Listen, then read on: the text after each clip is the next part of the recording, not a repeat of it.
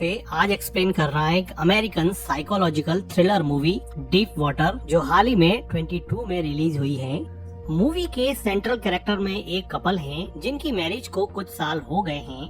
Husband Wick और wife Melinda आज अपने एक फ्रेंड के घर पे पार्टी में जा रहे हैं। मेलिंडा विक को कहती है कि क्या तुम मुझे मेरी हील पहना दोगे क्या? तो विक खुशी खुशी उसको हील पहना देता है। मेलिंडा विक को कहती है कि तुम जानते हो ना मैं तुमसे कितना प्यार करती हूँ। ये सुनकर विक को जैसे कुछ हर्ट हुआ और वो अपनी वाइफ को बिना जवाब दिए कहता है कि चलो चलते हैं। विक और मेलिंडा अपने फ्रेंड के घर पे पार्टी में जाते हैं। वहाँ पर मेलिंडा को अपना एक पुराना दोस्त जॉयल मिल जाता है, जिसके साथ वो बिजी हो जाती है। इधर विक अपने फ्रेंड्स के साथ कुछ बातें करने के बाद में मेलिंडा को ढूंढता है, तो वो देखता है कि मेलिंडा घर के नीचे स्विमिंग पूल में जॉयल के साथ एंजॉय कर रही है और उसको किस भी कर रही है। ये देखकर मेलिंडा के हस्बैंड विक को दुख हुआ, लेकिन सरप्राइजिंगली अपनी बीवी को दूसरे किसी आदमी के साथ देखने के बाद में भी विक शॉक नहीं हुआ। उसको कुछ भी सरप्राइजिंग नहीं लगा। विक के फ्रेंड भी विक को कहते हैं कि तुम्हारी वाइफ और जॉयल के कुछ रिलेशन लग रहे हैं, तुम कुछ करते क्यों नहीं?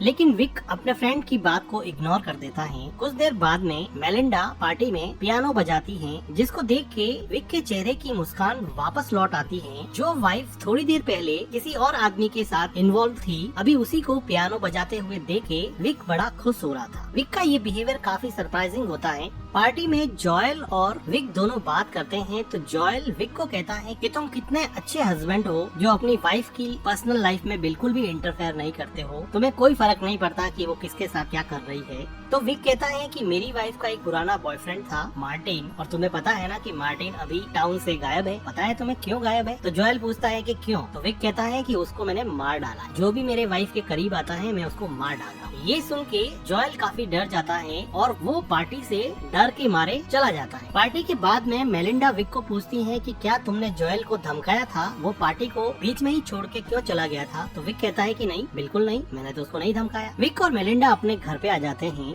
इन दोनों की एक बेटी है ट्रिक्सी, और ट्रिक्सी को संभालने के लिए एक बेबी सीटर आती है। आज बेबी सीटर के सामने ही मेलिंडा ने अपना टॉप उतार दिया है। तो विक बेबी सीटर को समझाता है कि मेरी वाइफ एक अलग कल्चर से बिलोंग करती है, वो ब्राजीलियन है और वो काफी ओपन माइंडेड है, इसलिए तुम इस चीज को माइंड मत करना। तो मेलिंडा कहती है कि अमेरिका कितना सफोकेटिंग है, यहाँ पे लोग कितने रिजर्व रहते हैं। इसके बाद में विक मेलिंडा को बॉडी मसाज देता है और उसको पूछता है कि तुम्हें ऐसे लड़के ही क्यों पसंद आते हैं जिनके पास इंटेलिजेंस या ब्रेन नहीं होता है। तो वो अपने हस्बैंड को काउंटर करते हुए पूछती है कि do you like me for my brain और समथिंग एल्स? वो कहती है कि मैं ब्रेन के लिए लड़कों को नहीं चॉइस करती हूँ, मैं प्लेजर के लिए करती हूँ। बॉडी मसाज के बाद में मेलिंडा विक को दूसरे रूम में जाने के लिए कहती है। तब हमें पता चलता है कि हस्बैंड वाइफ दोनों अलग अलग रूम में सोते हैं। ब्राजीलियन वाइफ और अमेरिकन हस्बैंड की लाइफ बाहर से बिल्कुल परफेक्ट दिखती है, लेकिन अंदर से इनकी लाइफ पूरी तरह से बिखरी हुई है। वाइफ अपने बॉयफ्रेंड्स के साथ एंजॉय करती है और हस्बैंड वाइफ को बहुत प्यार करता है, वो उसको छोड़ना नहीं चाहता, तो वो उसके लवर्स को धमकाता है और उन्हें उनसे दूर करने की कोशिश करता है। विक अपना ज्यादातर टाइम अपनी बेटी ट्रिक्सी के साथ बिताता है और बाकी का बचा हुआ टाइम अपनी हॉबी हेलिसी कल्चर यानी कि स्नेल्स को रेस करने में बिताता है। विक ने अपने घर के बाहर गार्डन में एक छोटा सा स्नेल कल्चर के लिए रूम बना रखा है और यहाँ पर विक काफी टाइम स्पेंड करता है। विक और मेलिंडा की डॉटर ट्रिक्सी बहुत ही स्मार्ट है। आज वो अपने स्कूल के प्रोजेक्ट के लिए रेडॉक्स रिएक्शन पावर्ड पोटैटो से चलने वाला रोबोट बना रही है। वो इतनी स्मार्ट है कि अपने डैड और अपनी मदर के बीच में चल रहे कन्फ्लिक्ट को बहुत अच्छे से समझती है। विक अपनी डॉटर ट्रिक्सी को स्कूल छोड़ता है, तो ट्रिक्सी की स्कूल टीचर कैली, जो कि विक की बहुत अच्छी फ्रेंड थी, वो कहती है कि मैंने सुना है कि तुम लोगों का मर्डर कर रहे हो। जॉयल टाउन में ये बात फैला रहे हैं कि तुमने अपनी वाइफ के एक्स बॉयफ्रेंड मार्टिन का मर्डर किया है। विक कहता है कि मैं तो सिर्फ मजाक कर रहा था। तो कैली कहती है कि मजाक हो या सच हो, लेकिन आइडिया तुम्हारा काम कर गया, अब जॉयल तुम्हारे घर के आसपास कभी फटकेगा नहीं। यही बात उसके दोस्तों को भी पता चलती है। तो विक कहता है कि देखो मैंने कोई मर्डर नहीं किया, मैंने तो जॉयल के साथ सिर्फ मजाक किया था। वो अपनी वाइफ को भी समझाता है, लेकिन उसकी वाइफ उस पे बहुत चिल्लाती है कि तुमने मेरे दोस्त को डरा धमका कर पार्टी से भगा दिया और मुझे तो लगता है कि तुमने मार्टिन का मर्डर किया हो। वो कहती है कि जॉयल को कल रात को डिनर के लिए बुलाना पड़ेगा और उसे सॉरी बोलना पड़ेगा। वो जॉयल को अपने घर पे डिनर पे बुलाते हैं और डिनर के बाद में मेलिंडा अपने हस्बैंड को कहती है कि तुम ट्रिक्सी के रूम में चले जाओ और उसको बेड टाइम स्टोरी सुनाओ। विक को पता था कि वो जॉयल के साथ टाइम स्पेंड करना चाहती है। वो ट्रिक्सी के रूम में जाके उसको स्टोरी सुनाने लग जाता है। तो ट्रिक्सी अपने डैड को कहती है कि मॉम दूसरे आदमियों के साथ अजीब सा बिहेव क्यों करती है, मुझे ये आदमी जॉयल बिल्कुल भी पसंद नहीं है, मैं आप दोनों को साथ में देखना चाहती हूँ, मैं मॉम को किसी और के साथ देखना पसंद नहीं करती।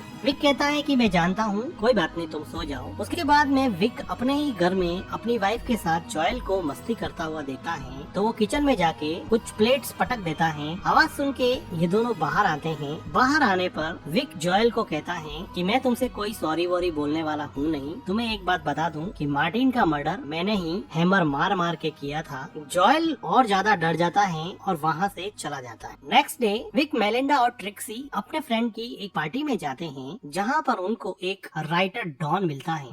डॉन कहता है कि मैं मूवीज की स्टोरीज लिखता हूँ, शॉर्ट स्टोरीज लिखता हूँ, तुम क्या करते हो? तो विक बताता है कि मैं सॉफ्टवेयर इंजीनियर हूँ और मैं चिप बनाता हूँ जो ड्रोन टेक्नोलॉजी में यूज होते हैं। तो डॉन कहता है अच्छा ड्रोन्स में यूज होते हैं, मतलब तुम अफगानिस्तान में बॉम्ब गिरवाने वाले काम करते हो। तो विक कहता है कि बॉम्ब ही क्यों, अगर तुम किसी भूखे आदमी को ढूंढ लो तो उसके घर पे खाना भी पहुँचाया जा सकता है। तो डॉन कहता है कि पहुँचाया तो जा सकता है लेकिन खाना कोई पहुँचाता नहीं है, सिर्फ बॉम्ब ही गिराते हैं। और इसी बात में डॉन और विक के बीच में मन ही मन अनबन हो जाती है। तो डॉन आर्ग्यूमेंट हारता है तो वो कहता है कि तुमने मार्टिन को मारा था, मैंने भी सुना। तो विक कहता है कि ये तो एक जोक था, तुम उसको इतना सीरियसली क्यों ले रहे हो? पार्टी में विक अपनी क्लोज फ्रेंड और ट्रिक्सी की स्कूल टीचर कैली के साथ डांस करता है, जिसको देखकर मेलिंडा काफी जेलस होती है और वापस जाते समय वो विक को प्लीज करती है। इसके बाद ये दोनों घर पे जाके पैशनेटली इंटीमेट होते हैं। विक को थोड़े दिनों के बाद में पता चलता है कि मेलिंडा पियानो क्लासेस ले रही है और वहाँ पर उसका टीचर चार्ली अब उसका नया बॉयफ्रेंड बन गया है। विक अपना टाइम तो स्पेंड स्नेल कल्चर में बिताता था, लेकिन उसकी इमेजिनेशंस अब अपनी वाइफ को चार्ली के साथ रोमांटिकली इन्वॉल्व होते हुए देखती है। आज मेलिंडा घर पे भी नहीं है, जिसकी वजह से इमेजिन करते करते विक पूरी रात सो भी नहीं पाया है। अगले दिन सुबह जब मेलिंडा घर पे आती है तो विक उसको पूछता है कि कहाँ गई थी। तो मेलिंडा बिल्कुल क्लियरली बता देती है कि वो चार्ली के साथ है और वो उसके साथ क्वालिटी टाइम स्पेंड कर रही है। विक को तो ये पहले से ही पता था। मेलिंडा इतनी ब्लंट है कि वो अपने हस्बैंड को चार्ली के बारे में ऐसी ऐसी बातें बताती है जिसको उसका हस्बैंड सुन भी नहीं सकता। वो कहती है कि क्या मैं बताऊं कि उसने मुझे कैसे खुश किया, उसने मेरे शरीर पे कहाँ कहाँ मार्क्स छोड़े, क्या जानना चाहते हो तुम? तो विक कहता है कि हमारी एक डॉटर है, हमारी एक फैमिली है, तुम कुछ तो सोचो। तो मेलिंडा क्लियरली कहती है कि तुम्हारी चॉइस थी, फैमिली बनाना, बच्चे पैदा करना वो तुम्हारी चॉइस। इससे क्लियरली ये लगता है कि मेलिंडा विक के साथ एक ओपन रिलेशन में रहना चाहती थी, लेकिन फैमिली बनाने का और बच्चे पैदा करने का प्लान विक ने बनाया था। इसलिए अब मेलिंडा उसके साथ एडजस्ट नहीं कर पा रही है, लेकिन विक चाहता है कि वो सब एक फैमिली की तरह एक ही छत के नीचे रहे। लेकिन मेलिंडा की इन हरकतों ने इस प्लान को चौपट कर दिया और अब ये फैमिली डीप वाटर्स में है, इनकी मैरिज डीप वाटर्स में है, इनकी इमोशंस डीप वाटर्स में है, मेलिंडा का बिहेवियर डीप वाटर्स में है और विक का फ्रस्ट्रेशन डीप वाटर्स में। विक ने मन ही मन सोच लिया था कि अब ये सब नहीं चलेगा। आज विक के किसी और फ्रेंड के घर पे पार्टी है और सब लोग यहाँ पे खूब एंजॉय कर रहे हैं। मेलिंडा का पियानो टीचर और उसका बॉयफ्रेंड चार्ली भी आया है, जिसको देख के मेलिंडा बहुत खुश होती है, लेकिन विक काफी अपसेट हो जाता है। पार्टी में मेलिंडा के रिक्वेस्ट करने पे चार्ली वहाँ पे पियानो बजाता है, जिसको मेलिंडा काफी एंजॉय करती है। अब रात हो चुकी है और विक मेलिंडा को ढूंढ रहा है। विक मेलिंडा को सर्च करने के लिए ऊपर जाता है तो वो देखता है कि मेलिंडा और चार्ली काफी एंजॉय कर रहे हैं और अब वो दोनों कमरे से बाहर निकलकर स्विमिंग पूल में आ गए हैं और वहाँ पर भी काफी मस्ती कर रहे हैं, जिसको देख के विक का पारा चढ़ रहा होता है। अपनी आंखों के सामने अपनी वाइफ को चार्ली के साथ मस्ती करते हुए देख के अब विक ने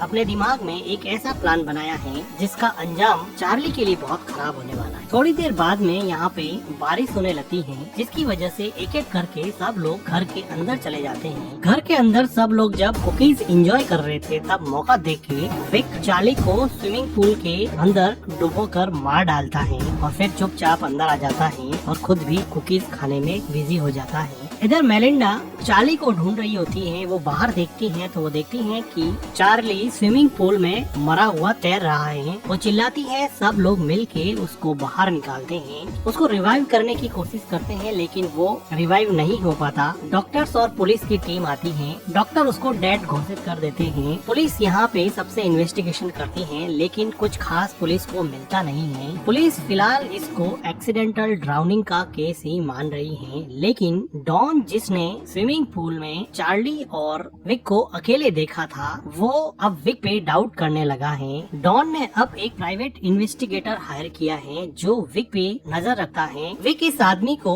एक दिन अपनी वाइफ के साथ पकड़ लेता है। याद चुका था कि ये इन्वेस्टिगेटर है और उसने अपनी वाइफ के बैंक स्टेटमेंट से पता लगाया कि उसकी वाइफ डॉन को कुछ पैसे इस इन्वेस्टिगेशन के लिए ट्रांसफर करती थी। तो वो अब डॉन के घर जाकर डॉन पर चिल्लाता है कि तुम्हें क्या हक बनता है कि तुम मेरे ऊपर किसी इन्वेस्टिगेटर को नजर रखने के लिए कहो। डॉन की वाइफ कैली डॉन को माफी मांगने के लिए कहती है लेकिन वो कहता है कि मैं क्यों माफी मांगू, मैंने क्या किया है। इस इवेंट के बाद में विक और डॉन के बीच में दरार काफी बढ़ जाती है, लेकिन विक के लिए मुसीबत डॉन नहीं था, मुसीबत उसकी बीवी थी जो अब एक अपने नए बॉयफ्रेंड के साथ घूम रही है। टोनी नाम का ये आदमी मेलिंडा का कॉलेज में बॉयफ्रेंड था और अब वो किसी वजह से वापस यहाँ यूएसए में रीयूनाइट हो गए हैं, जिनको देख के विक के मन में जेलसी वापस से रीइग्नाइट हो गई है। इधर विक की डॉटर विक को कहती है कि डैड मुझे पता है कि आपने क्या किया है, मुझे पता है कि आपने चार्ली को मार दिया है। तो विक कहता है कि अगर तुम्हें पता है तो फिर ये बात अपने बीच में ही रहनी चाहिए।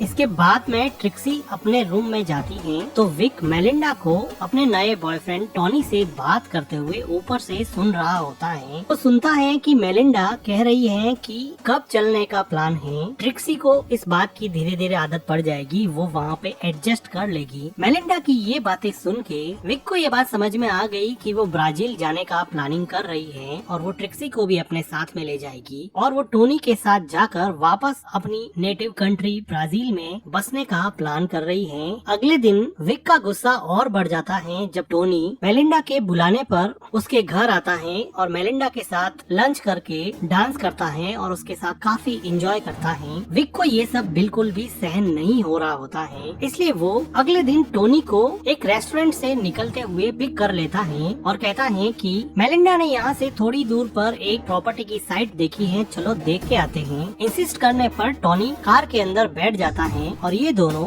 इस टाउन से काफी दूर एक हाइकिंग साइट पे जाते हैं और विक यहाँ पे काफी रफ कार चलाता है जिसको देख के टोनी को बड़ा अजीब लगता है। अब ये दोनों हाइकिंग साइट पे नीचे उतर जाते हैं। टोनी थोड़ा आगे चला जाता है तो विक एक पत्थर उठा के टोनी के सर पे अटैक कर देता है, जिसकी वजह से टोनी लुढ़कता लुढ़कता हाइकिंग साइट के बिल्कुल नीचे एक रिवर के पास जाके मर जाता है। विक नीचे आता है और टोनी की जेब से उसका वॉलेट निकाल देता है। विक टोनी की डेड बॉडी को एक बड़ा सा पत्थर अपने बेल्ट से बांधकर नदी के अंदर डुबो देता है। विक अपने डॉगी के साथ वापस घर पे आ जाता है और मेलिंडा को पूछता है कि आजकल टोनी नहीं दिखाई दे रहा, क्या बात है। विक अपनी डॉटर के साथ यहाँ पे अब आराम से शांति से खाना एंजॉय कर रहा है। मेलिंडा कहती है कि काफी दिन हो गए हैं हाइकिंग साइट पे पिकनिक पे नहीं गए, वहाँ पे चलते हैं।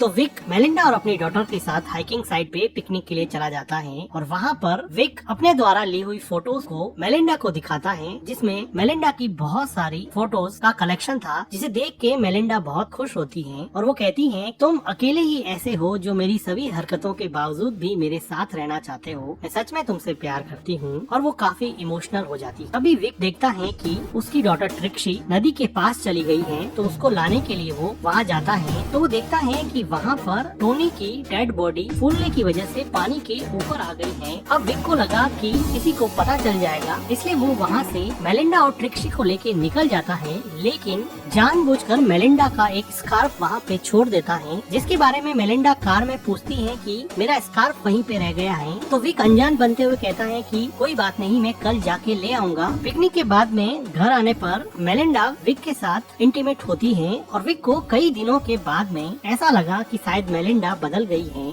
अगले दिन विक मेलिंडा के उठने के पहले ही स्कार्फ लेने के बहाने से हाइकिंग साइट पे जाता है। मेलिंडा पीछे उठती है और विक को ढूंढती है और विक के स्नेल वाले रूम में पहुंचती है, जहां पर चेक करने पर वो देखती है कि टोनी का वॉलेट वहां पे रखा हुआ है, जिसको देख के वो समझ जाती है कि उसके हस्बैंड ने ही टोनी को मारा होगा। इसलिए वो डॉन को कॉल कर देती है। इधर हाइकिंग साइट पे विक टोनी की बॉडी को ठिकाने लगा रहा होता है, तो वहाँ पर अचानक से डॉन आ जाता है और कहता है कि विक क्या कर रहे हो। तो विक कहता है कि मेरी वाइफ का स्कार्फ यहाँ पे रह गया था। तो वो कहता है कि देखो स्कार्फ तो मेरे पास है, और वो विक को बॉडी को पानी के अंदर धकेलते हुए देख लेता है और वो वहाँ से डर के मारे भागने लगता है। विक भी अपनी साइकिल लेके उसके पीछे भागता है। डॉन तेजी से कार चलाता है और कहता है कि चलो मुझे एक और स्क्रिप्ट मिल गई जिस पर मैं बुक लिखूंगा। अब वो पुलिस को मैसेज करना चाहता है, लेकिन ऑटो करेक्ट की वजह से मैसेज नहीं होता है और फोन नीचे गिर जाता है। यहाँ माउंटेन्स की वजह से कार प्रॉपरली चल नहीं रही थी, लेकिन विक इस साइड से काफी परिचित था, इसलिए वो अपनी साइकिल से शॉर्टकट लेके डॉन की कार के सामने आ जाता है, जिसकी वजह से डॉन उसको बचाने की कोशिश करता है और उसका बैलेंस बिगड़ जाता है और उसकी कार का